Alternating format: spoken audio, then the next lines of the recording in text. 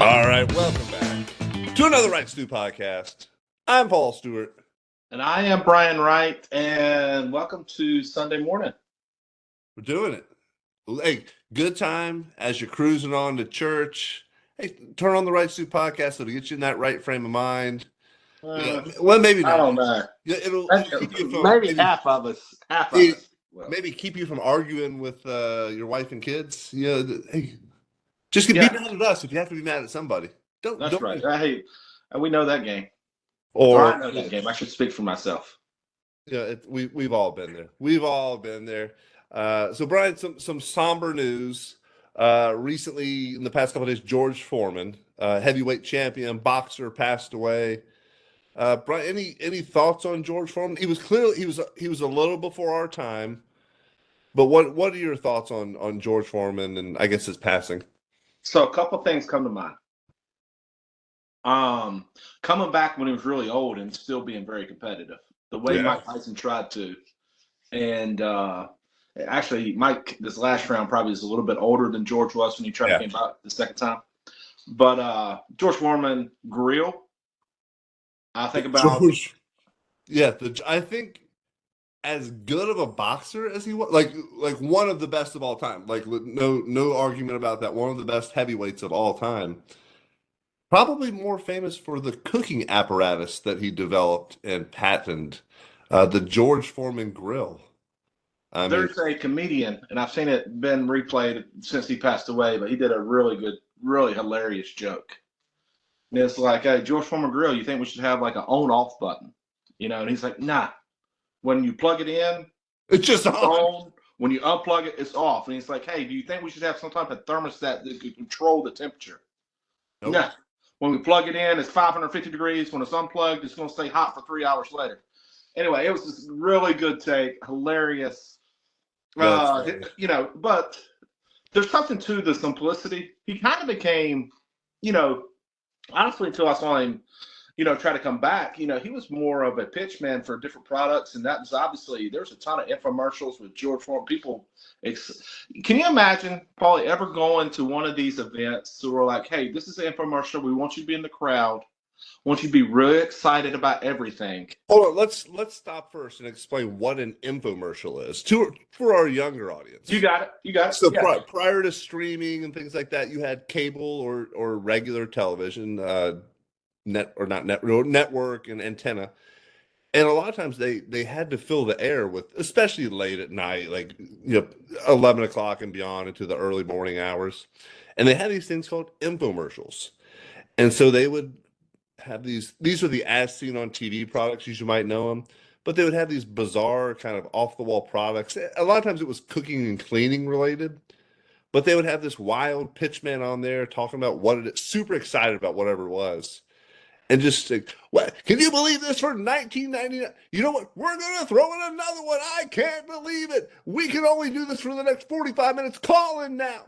But they would have, oftentimes, as Brian's mentioning, a live studio audience at these events or at these studio shootings. And yeah, Brian, so to your point, I don't know what, I guess I would have been paid. I feel like you would have been the perfect fan. I thought you'd have been right there. Let's go. When you ever see like the video, these people are getting hyped about this thing. Yeah. Well, so one time, one of my best friends in the world, Brian Adams, he lives in Charlotte. He came to Raleigh when this is probably, been 16, 17 years ago. But he came in October during the state fair. And so we went to the state fair. My oldest was little, so I guess it was 19 years ago. She was 1 or 2. Anyway. So we're walking around, and at the state fair, there's all kinds of stuff going on. It's the state fair, right? It's kind of nuts. But we kind of got suckered into like a ShamWow kind of pitch. That's where I was going. They did a phenomenal job. Yeah. So they had a lady at the state fair. She's, come over here, boys. Come take a look. And we weren't the only one. There was a crowd gathered around. Somehow we ended up right on the front row. The two of us just. And big old 6'5", 6'6", standing on the front row. Yeah, and he's tall. He's like 6'4", and so we're just standing there like, yeah. And it was a truly impressive tout, like absorbing everything. And I was in until she told me it was like $30 for a towel, and I was like, nope, I'm out. Sorry.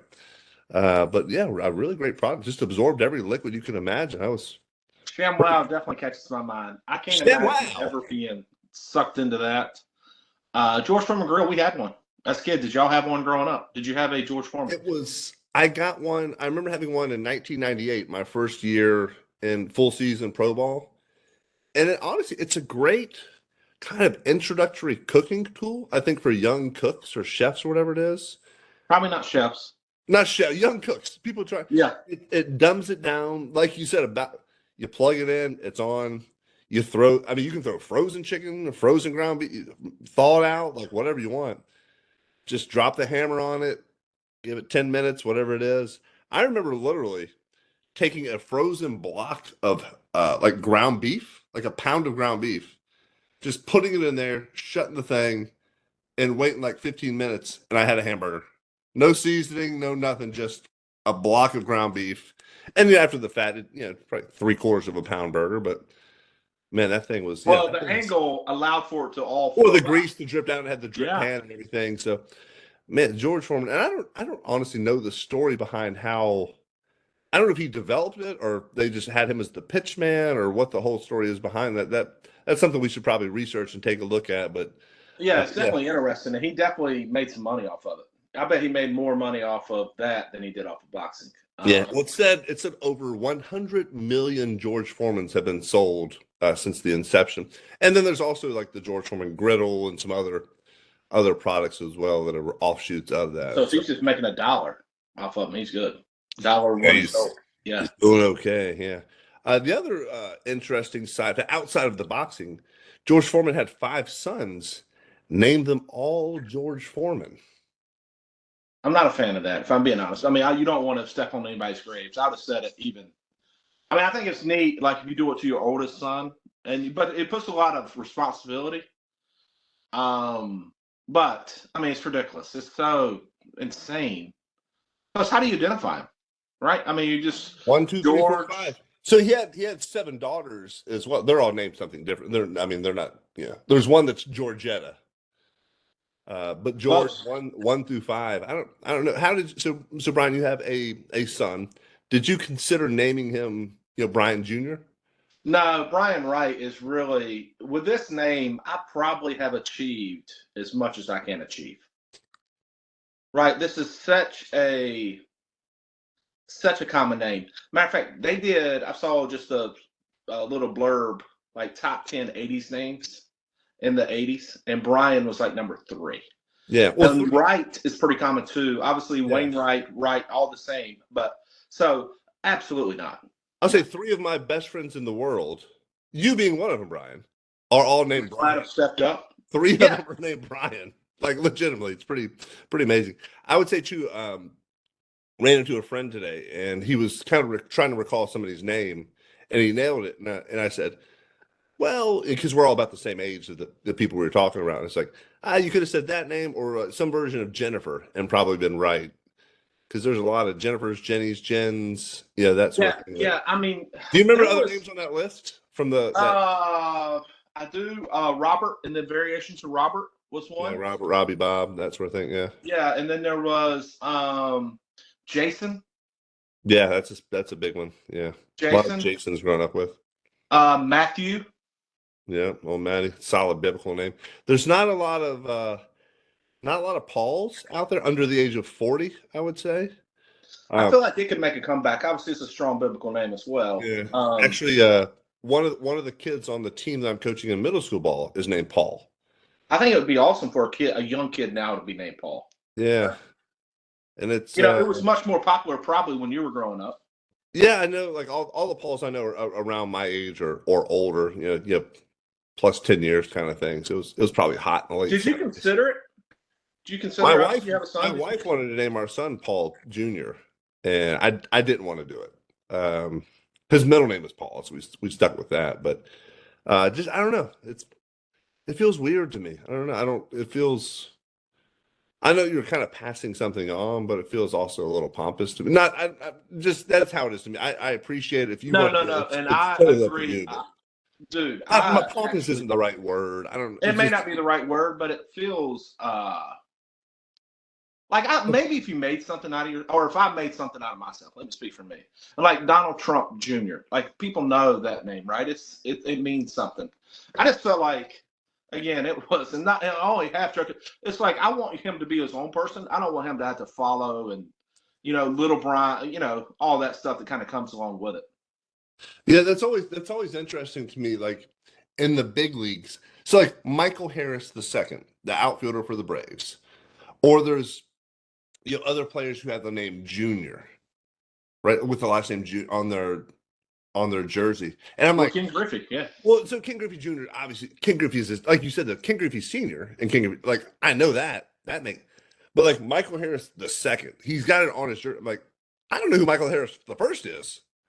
Like, what does it have to be on Well, there? I think that's more of an honor. You may not Yeah, it's have an to put it honor on. to the father and the family. Yeah, I get it, but at the same time, it's just like I don't know who the first or whoever the other people are. So it's just yeah. I really do think. I think pompous may not be the right word, but arrogant, egotistical, and again, don't want to step on it. If you name all your sons the same name, I feel like you yeah, definitely. that's It, kind of it's odd. See, something that I wouldn't have felt comfortable with, but I never accomplished anything close to what George Foreman did. So I probably his thought process and my thought process are clearly different.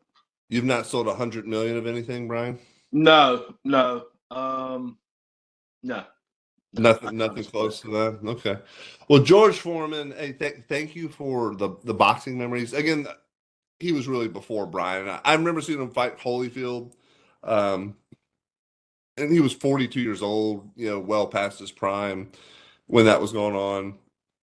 But again, he was fought Muhammad Ali and all the really big boxers through the. I think kind of in the.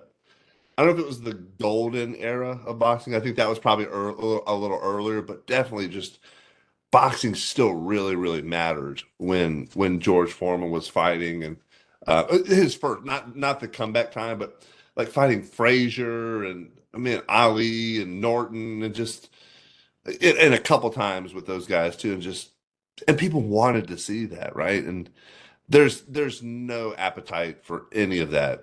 I mean the big like we talked about it on our Christmas around our Christmas special. The biggest boxing match we can remember, like legitimately in the past 10 years, is friggin' Jake Paul and Mike Tyson, a YouTuber and a dude that's like 70. Like that's not good signs for the health of the sport, right? So No, and I think you don't really know what I don't. I'm not enough of a boxing historian to know exactly what drives the promotion of it. I really think MMA has taken that audience that could have been interesting. I think it's such a mix of extremely talented people with a really well done promotion. And if you don't have both of it, I don't think you necessarily get what you want to get. no, nothing. And it feels like, at least in my eyes, as a very novice fan, the heavyweight class is the one that really carries the sport. And I don't even understand what flyweight and welterweight and middle. I don't even understand what those things are. But it does feel like the heavyweight class is the one that really, really carries the sport. So I don't know. Hey, so we got some basketball going on. One of the guys that I thought would have made a long run just based on what kind of great year they had was our St. John's. Yeah, They Rick Pitino. took a L last night, and it's unfortunate. But I find myself, I think, liking just the honesty of the coach, right? And so I just think it's really interesting that good teams and this really isn't a best team. This is a team that gets hot and plays the best. Yeah, Kind yeah. of a difference. That's one of the things I I love that. I think the tournament's great. It's a really fun format, but I don't think it identifies the best team. Some years it does. Some years the best team wins. But because of the nature of the tournament and how many games you have to play and matchups and situations, I don't think you're ultimately always getting the. You can't tell me NC State was one of the top four teams in the country last year, right? No, no. Um, I mean, they would have proven that more so in the regular season if that was the case. But you're right, they got hot at the right time. DJ Burns was a terrible matchup for everybody except Zach Edey at the very end, right? Um, but it was yeah, I don't. So Brian, what sport do you think ultimately ends up having what you would consider the best team win the championship at the end of the year more times than not? And let's stick with the major, Oh yeah, yeah, yeah. I don't even know and anybody. we can go into college as well. Like I think I think ultimately it is the NBA basketball. okay You know, because of the series the series that format. talent wins out over time. NBA football, you can have a one-off penalties, plays, fumbles, turnovers that can change one game. Yeah, Clearly, college basketball, anybody in theory, not even really in theory, in reality, yeah, can win one game. And baseball is baseball. You get 3 or 4 starters, probably 3 starters if you're playing in a 7-game series and it's spread out long enough that get really yeah. hot. You get a couple of hitters.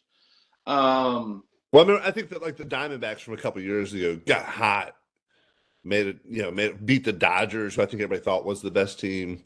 So you're right, you get a couple starters who are going. The other team has a starter that doesn't go well, and you get behind, especially in those early, like 3 or 5 game sets. Those can turn pretty quick, man. Like you lose game one, backs up against the wall, man.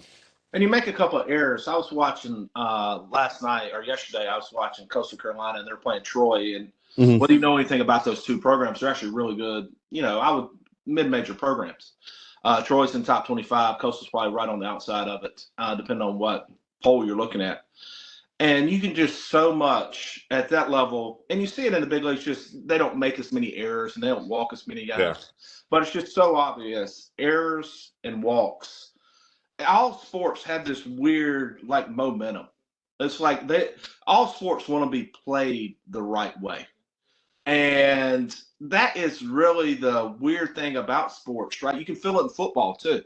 You think about a few years back when Tom Brady was still playing and they come back on the Atlanta Falcons and at halftime, and you just feel kind of that momentum starting to switch. And hmm it's sports are so weird from that standpoint because one team has clearly dominated half the game and another yeah. team all of a sudden does one or two things. It's just sport in general is so weird. And that's the reason I think one game can it's really hard to say who the better team is if you're just playing one game.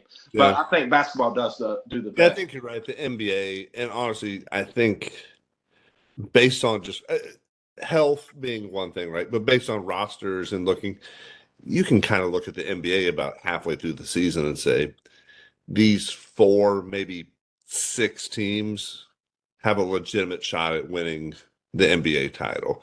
The only, gosh, man, the past 20 years, the only one that I can think of that's, or even a few years on, is like the '04 Detroit Pistons when Yeah. they beat the Lakers. Like that's the only team I can think of that was like, huh, didn't expect that, but it's been the Heat. And even when the Heat lost to the Dallas Mavericks, it was like, oh, the Mavericks are a good team. And they got Dirk, one of the best players ever, right? And he got hot, and then the bench played really well. But it was the Heat for a long time, and the Warriors, and the Spurs had a And good you could have picked those teams at the end of the year. Obviously, Boston last year, and then years Boston before. last year. Yeah, With the Denver Nuggets, I think sometimes it's weird to see, but you look at the player that's on the team that drives the team, yeah, and Jokic. it's not really a surprise whenever he's winning MVPs. And it takes a bit of luck to stay healthy. It takes a little bit Yeah, of you know constructing any team. There's more to it than just talent. You got to in other sports outside of baseball, but I would even argue winning teams, there is usually chemistry isn't the right word. You don't have to get along. You got to have guys that seem to be clutch when they need to be clutch. That's the reason it's impossible for me to envision anybody beating the Dodgers this year. I mean, they've got all stars up and down their lineup, and whether they get along or not get along, they're all really good players. But in other sports, it tends to be a bit different. yeah, absolutely. And I think, and we've talked about chemistry a little bit in the past, and baseball is one sport where I don't think chemistry matters at all.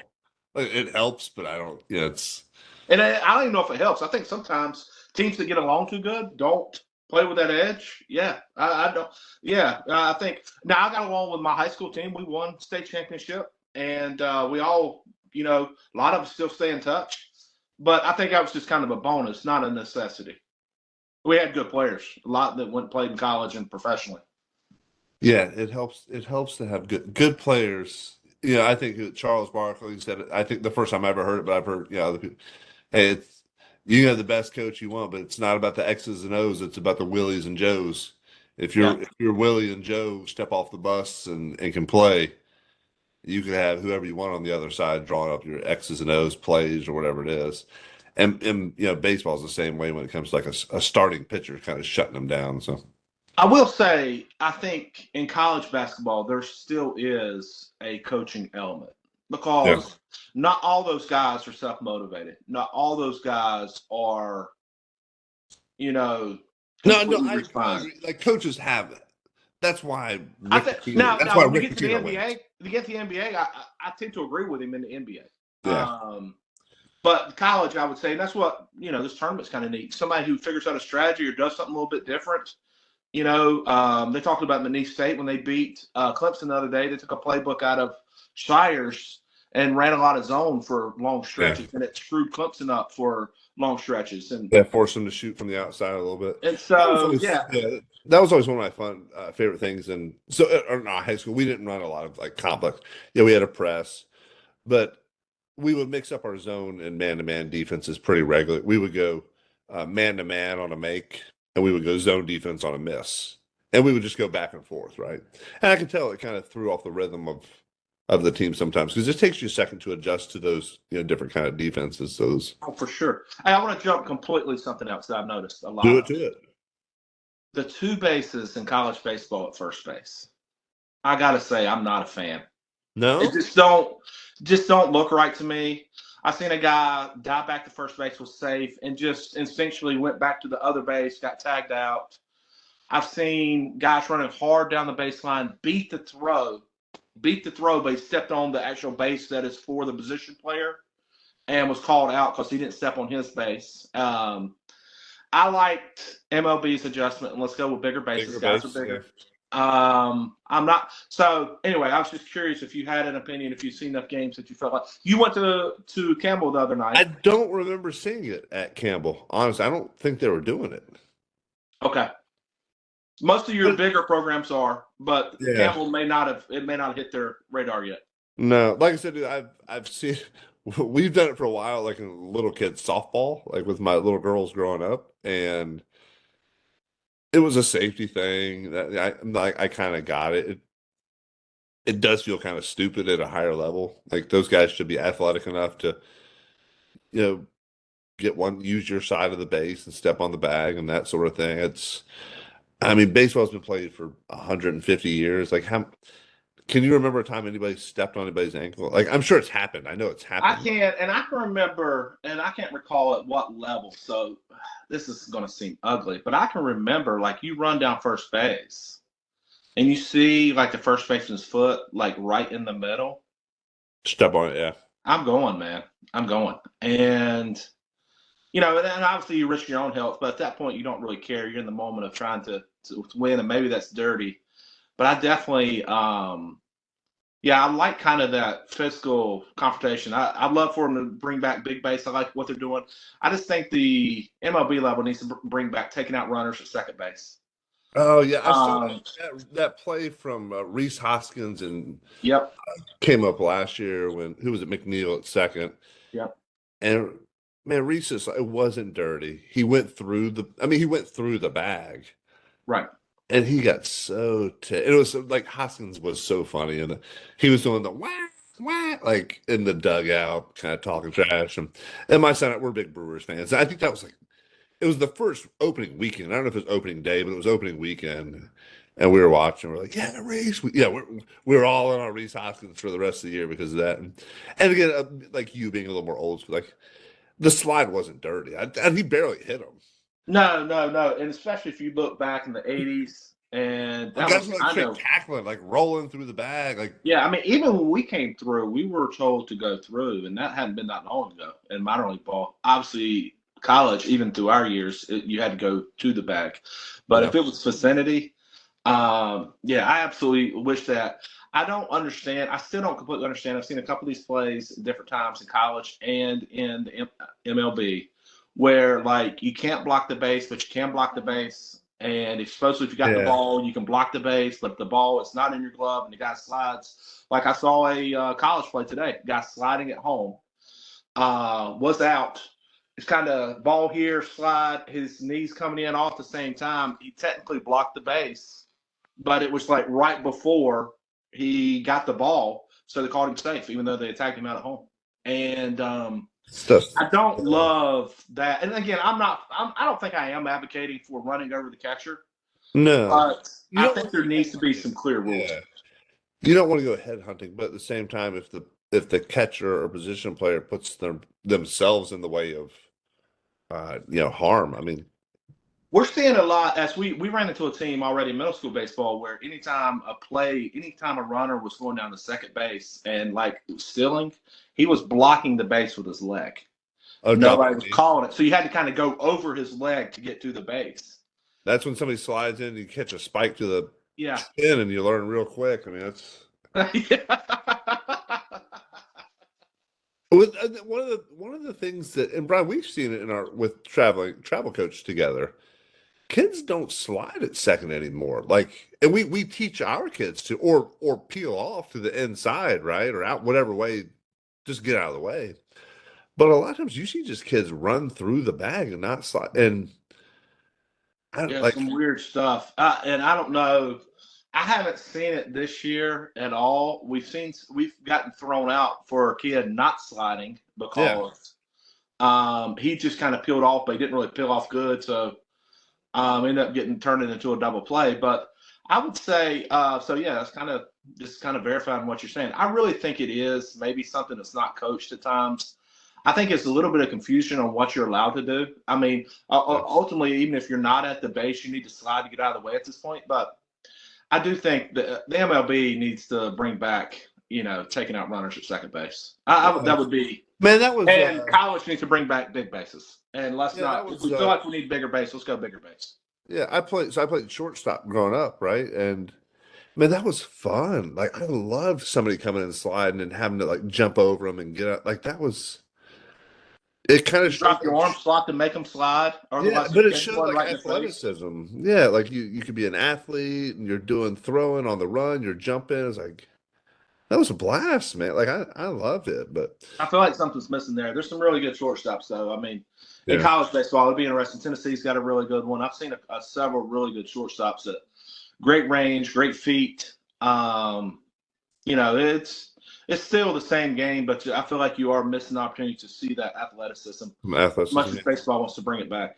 Yeah, I do remember I had in Legion ball. I had a slide, so it was early in the game, and I was on first.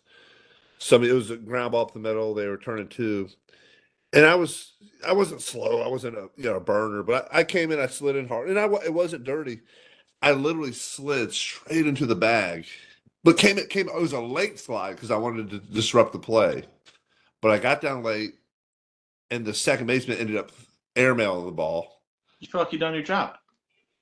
Then the umpire goes, out, out, Oh, obstruction. you were still in high school. Yeah, so I was Yeah, Legion ball. yeah, And he yeah. called me out. And I said, whoa, whoa. And like I got 10. I was like, no. I said, I slid right into the bag. And I started getting into it. Our head coach came running out. And I said, look at, and you could see because it was like the first inning, like top or bottom. Nobody had been out. You could see my slide path. It was directly into the bag. And I said, look where I slid. You can see exactly where I slid. Like, I'm 15 or 16 out there, but like, Well, that's really surprising because Legion Ball was supposed to be MLB rules. yeah. So I think you had a pretty legitimate argument because during those days, if you're talking midnight. But it was even still a clean slide though. Like I slid hard. I got down late, but I slid hard into the bag, and you can legit see the path. Like I remember it's clear as day. It was just right into it. So That's phenomenal. That's first of all, it's phenomenal that you can remember that. I can't remember made me upset. much of You my was stuff. upset. Yes, it's funny. It feels like I know you're not a referee arguer, but you definitely had your run-ins with referees over the years. Like if I'm if I'm undeniably correct, I'll go. If there's any, again, pitch balls and strikes, judgment stuff, I'll just ask. But if But I feel like rules. rules, and if I feel like if something is clearly wrong, yeah, I'll get out there. But right, so here's another thing. I'm a little, maybe a lot sore right now still. So we have again, coach in middle school. Our team's not been hitting great. So I told our coach, like, look, I can still throw it a little bit. So I volunteered to like live batting practice, pitch, throw to our boys. And I'm not throwing very hard. I'm probably mid 60s, 70 miles, not a kind of appropriate, like a decent speed for what we would see in middle school. Dude, my lat's sore, my shoulder's a little sore. How was your Well, control? I walked one. I faced how many batters? 4, 8, 9, 10, 11. I faced 22 total batters. Walked one.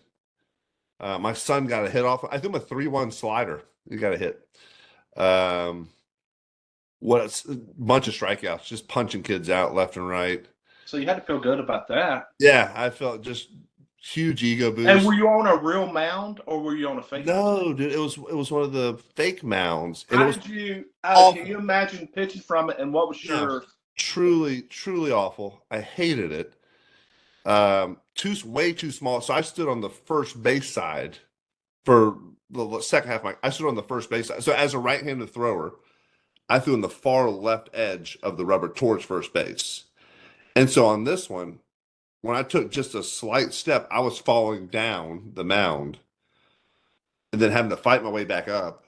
And so for yesterday, when I threw, I just stood in the middle because it was off. And then I was wearing tennis shoes. And a couple times, one kid tried to bunt on me. So I had to run and get that. And as I'm slowing down, my feet just slide out from, I didn't fall, but they just kind of slid.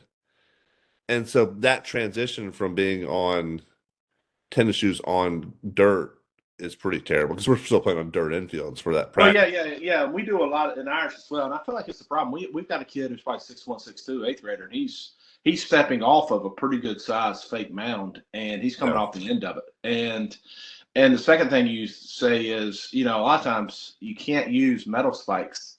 Plastics get no grip on the carpet, and then you Yeah. try to do some variation of turf, and you got one foot coming off. It's really tough. Yeah. Then you try to go hit in dirt. I don't know if we quite figured that out in the best process because what we're doing No. right now doesn't make a whole lot of The sense. real process is just use real mounds. But the other thing too, what that I know, so I was just wearing my like tennis shoes. I was coaching the practice. Uh not as not as comfortable, too much. And I guess had I done it more, I would wear much tighter shoes You because felt like your foot was my sliding to feet the were end. sliding too much. Yeah, wiggle or like thicker socks. If I were to do it more, I would have really tight shoes on so that my feet weren't because I could feel my toes and like toenails kind of pressing into the The end of the shoe. end of my shoe. Yeah, not comfortable at all. So um yeah, Well, hey, we'll get you some more work. We'll get you some more work. yeah. I didn't do any shoulder stuff after anything. I'm gonna blow I can go run a hey little bit. through so I was throwing fastball slider, changeup, forkball. Oh, yeah. My changeup was awful. Still, truly terrible. Slider was pretty good. I threw. I felt terrible. I threw a 1-2 forkball to a kid. It still It's, fell out. it started like at his face and ended up like at the bottom of his knees, and the catcher just caught it like right down the middle. I was like, man, he's never seen anything No, and close. he won't. He won't for a little while. We've seen No, some really good, and I'm sure we will in travel baseball this upcoming year. yeah, We run into some kids that love to throw some off speed.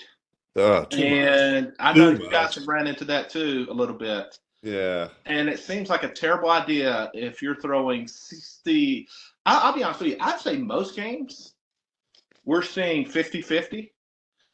We did face a little thumber lefty that was probably 65-75 off speed. And that I just don't think is good for anybody's development. No, no. Like what? What are you teaching your kid to be a thumber? Like throw a fastball. And we faced a kid recently as well who had a pretty decent fastball, but he threw like 65% breaking pitches. His first pitch, he threw an 0-0 slider to start the game. He was behind 3-0 to a kid and threw a curveball. I'm like, and the coach was calling the pitches. I was watching, like I knew what pitch was coming every time because I saw the coach calling the pitches. Like I was You call watching. a 3-0 curveball to the guy? Yeah. The coach called I that. wasn't watching every pitch, but the coach was calling pitches. I was watching. Holy cow. And Yeah, that's ridiculous. And I'd say we're 65. I don't call pitches on ours. I still like the idea at this age, honestly, of kids calling their pitches. Unless you do get too much off speed heavy. Just from the standpoint of learning the game. We talk about, hey, the kids don't know the game, they don't understand the game. Well, it's because everything's been taken out of their hands. yeah. When we were that age, there wasn't nobody calling pitches for me at any age, to be honest with you. All the way through high school, nobody called pitches for me. Did anybody ever call pitches for you? No, I think my dad did a little bit in Little League, but it was he was more so because he wanted me to throw like I just want to throw fastballs. Like it's easy. Like that's nobody's gonna hit that. He wanted me to start developing like a changeup or something else. And what I saw happen more times than that is I was just throwing them into bat speeds. I was like, okay, here we go. But he was trying to truly develop me. How about high school? How about middle school to high school?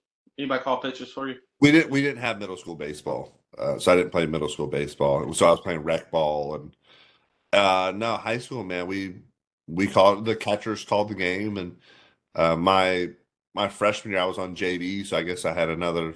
I can't remember who the catcher was on JV. I can figure it out, but I remember my sophomore year. I was on varsity, and we had a guy named Scott Pinnica. He was a really good defensive catcher. He played at Lewisburg for a couple years, the junior college, and was really good defensively, man. Like called a good game. So, and he was a senior my sophomore year, so really just trusted what he was calling Yeah, and I think some of this like lack of knowledge and like baseball IQ is really caused by the coaches. And not really the coaches just letting kids figure it out, but coaches teaching in a way that is non-baseball IQ gaming. yeah. Yeah, I And know. so whether it be running the bases, whether it be how you get your leads, when to get your leads, Yeah. when you should take chances on the bases. I think a lot of that is being driven by bad coaches, and then very quickly it becomes they don't know what they're doing because they've been told what to do all the time because they haven't played neighborhood baseball. And so it's kind of an epidemic of low IQ, but it's not really the kids are dumber. It's Well, the you got interactions. coaches. You got coaches doing stupid stuff. We had a kid. We had the old runner on third. Kid walks, and then he just sprints from home and tries to go to second. And I'm like, dude, that's not like what are you doing? Dude? Have you That's ever seen that in an MLB game? Come on. If you've that's never not a seen an baseball MLB play. game, Yeah. you probably shouldn't be doing it. Yeah. Yeah, and what he's doing, he's trying to, and our team isn't like a great middle school. He's trying to take advantage of kids who don't have the arm strength on a quite on a big field, right? To make those plays. We ended up throwing the kid out at second. The kid did score from home because he got into a little rundown, but at the same time, like such a bush league play. I agree 100%. I agree 100%. I And tell he you was what else thinking, I've seen. I've seen bad coaching picking off at third base, runner on third by himself, maybe yeah. one out, no outs, and coach is like, hey, hold him on. It's like, have you ever seen that happen in college No, or MLB? Nolan Hold on the Arenado runner at loves to third hold the base. runner. Yeah, yeah. Nolan Arenado just over there holding the guy on, just loves it. Yeah, because his range. Yeah, I mean, it's just again low baseball IQ is being taught. It's not the kids, and so that's the reason you're seeing some of the things that you see, and it's just it's an epidemic of bad coaching. We've talked about this. Here's what Brian and I. Here's how we're going to make our fortune. We're going to have some sort of coaching certification class that we're going to teach, and we're going to say, hey, if you're not Wright Stew certified, Yeah, you can't coach in this league. And we're going to make everybody do it every year and charge them $100. maybe. Yeah, I like it. All volunteer coaches pay us $100 a piece. I like it. And we'll teach you the right things to do. Correct it. Start it with Little League, force Little League. There's all these background checks now. It should just be another box. Are you Wright Stew certified? Yeah. So if you're a lawyer out there or a patent or whoever, whatever we would need to do, if you're a business person, if you're an entrepreneur, we got that planned out. Just let us know. We'll do them on the on video calls. We'll get if you want to pay for us to be there live, we'll do that. Do a little coaching clinic for you. Teach it up, man. We'll do Also it. only got 4 kids. Not a big deal. Not busy dog. Coaching 3 or 4 teams probably. Is he? Some I of do his have, not even his own kids. He just coaches because he loves people and the reason I do that, Brian, is because I love judging kids. I don't even care what it's easy. I just love going to the tryouts and like, nope, you're a 1. No thanks, kids. Oh, I love it. And let's get out of here on that, man. That's good. all right. Well, hey, y'all have an amazing sports day. Enjoy that basketball, and we'll talk to you soon. Out. Go Pack.